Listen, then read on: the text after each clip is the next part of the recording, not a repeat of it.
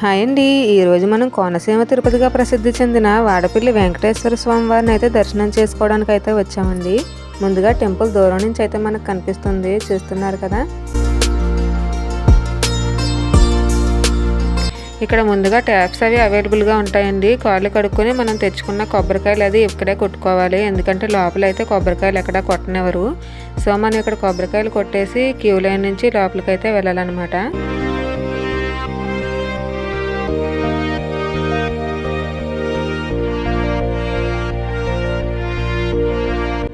ఆ పరమ పురుషుడైన వెంకటేశ్వర స్వామిని దర్శనం చేసుకోవడానికి మనం టెంపుల్కి అయితే వచ్చేసామండి.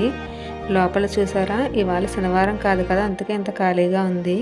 ముందుగా ఇక్కడ వేంచేసి ఉన్న అన్నపూర్ణేశ్వరి విశ్వేశ్వర స్వామివారిని అయితే దర్శనం చేసుకోవాలి. ఇక్కడ శివలింగాన్ని వచ్చేసి కాశీ నుండి తెచ్చి ప్రతిష్ఠించారట. చూడడానికి చాలా అద్భుతంగా ఉంది కదండి. ఇంకా ఇక్కడ శివలింగాన్ని దర్శనం చేసుకోవడం వల్ల కాశీకి వెళ్ళిన ఫలితం మనకి కలుగుతుందట. ఈ శివాలయం ఎదురుగా అమ్మవారి అవతారాలు చూడండి, ఎంత అందంగా కనిపిస్తున్నాయో కదా. ఇక్కడ వారాహి అమ్మవారితో సహా అమ్మవారి మూర్తులు చాలా అందంగా కనిపిస్తున్నాయి.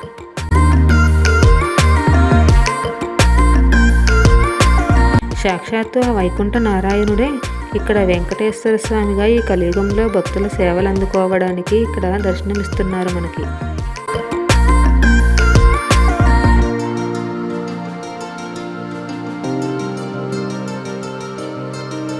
ఇక్కడ గుడి పైన చూడండి, మనకి విమాన వెంకటేశ్వర స్వామి వారు దర్శనం ఇస్తున్నారు.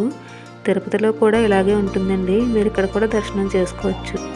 ప్రపంచ ప్రఖ్యాతిగాంచిన క్షేత్రం తిరుమల క్షేత్రం. అంతటి పేరును సంతరించుకున్న ఆ క్షేత్రం తర్వాత మరలా ఈ గోదావరి తీరంలో అంతటి వైభవాన్ని సంతరించుకున్న క్షేత్రంగా ఈ వాడపల్లి క్షేత్రం ప్రసిద్ధి చెందుతూ వస్తుంది. ప్రతి చోట దర్శనం చేసుకునే స్వామి కన్నా ఇక్కడ భిన్నమైన రూపంలో స్వామివారు మనకి దర్శనమిస్తారు. ఎర్రచందన మూర్తియే స్వామిగా వెలసి ఉండడం ఇక్కడ ఒక గొప్ప విశేషం. అందులోనూ ఒక చేత్తో గద పట్టుకుని పక్కనే శ్రీదేవి అమ్మవారితో ఆయన పాదాలను మనకు చూపిస్తూ దర్శనమిస్తారు.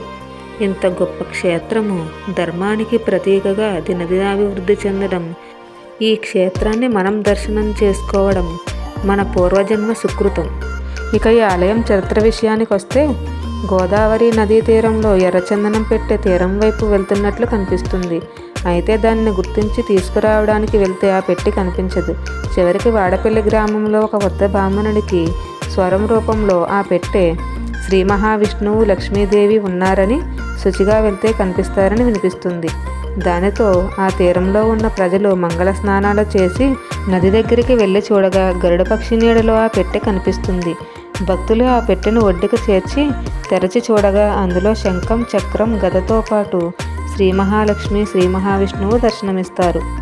వేం అంటే పాపాలను, కట అంటే పోగొట్టేవాడు అని అర్థం కనుక వెంకటేశ్వర స్వామి అని నామకరణం చేసి ఇక్కడ గోదావరి తీరంలోనే ప్రతిష్ఠ చేశారు. ఇక్కడ ఆలయాన్ని చిన్నదిగా నిర్మించటంతో కాలక్రమేణా ఈ దేవాలయం నదిలో మునిగిపోయింది. అప్పుడు పెనుబోతుల గజేంద్రుడు అనే క్షత్రియుడు చాలా ఓడలకి అధిపతి అయిన ఆయన తుఫాను సంభవించిన కారణంతో ఓడలన్నీ ఎక్కడికో కొట్టుకుపోతాయి. అప్పుడు తన ఓడలను సురక్షితంగా ఒడ్డుకు తీసుకువస్తే నదిలో మునిగిపోయిన దేవాలయంలో విగ్రహాలను తీసి ఒడ్డుకు చేర్చి మరొక దేవాలయాన్ని నిర్మిస్తానని మొక్కుకుంటాడు. తన ఓడల సమాచారం అందడంతో ప్రస్తుతం ఉన్న ఆలయాన్ని అయితే నిర్మించారు. ప్రతి సంవత్సరం చైత్రశుద్ధ ఏకాదశి నాడు స్వామివారి కళ్యాణం తీర్థం వైభవంగా జరిగేవి. కానీ ప్రస్తుత కాలంలో స్వామివారి క్షేత్రం ప్రతినిత్యము దినదిన అభివృద్ధి కావడంతో ఇక ప్రతినిత్యం నిత్య కళ్యాణం, పచ్చతోరణం అన్నట్లుగా స్వామివారి కార్యక్రమాలు జరగడం విశేషం. ఇక ప్రతినిత్యము అన్న సమారాధన, భక్తుల సౌకర్యార్థము రేకుల షెడ్లు, అలాగే పెద్ద పెద్ద భవనాలు కూడా నిర్మించారు. ఇక్కడ అన్న సమారాధనలో వేసే కూరలు కూడా ఉల్లిపాయ లేకుండా చేయడం విశేషం. కౌంటర్లో తీసుకుంటున్నారు. మనం ముందుగా ఎంట్రన్స్లో చెప్పుకున్నాం కదండి, కొత్తగా 2 రూల్స్ పెట్టారని. ఆ రూల్స్ ఏంటంటే, ఇప్పుడైతే మొబైల్ ఫోన్స్ లోపలికి అలౌ చేయట్లేదు. అలాగే దూర ప్రాంతాల నుంచి వచ్చే వాళ్ళు బ్యాగులు, లగేజీలతో వస్తున్నారు కదా, అవి కూడా మనకి గుడి ఎంట్రన్స్లో తీసుకుని ఇక్కడ అన్న సమారాధన దగ్గర అయితే మనకి ఇస్తున్నారు. ఈ 2 రూల్స్ అయితే కొత్తగా పెట్టారండి.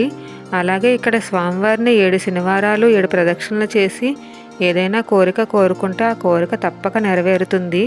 అలాగే కోరిక తీరిన ప్రతి ఒక్కరూ కూడా శనివారం తప్ప మిగతా రోజుల్లో వచ్చి అర్చనా కార్యక్రమాలు పూజలు కూడా చేయించుకుంటారు.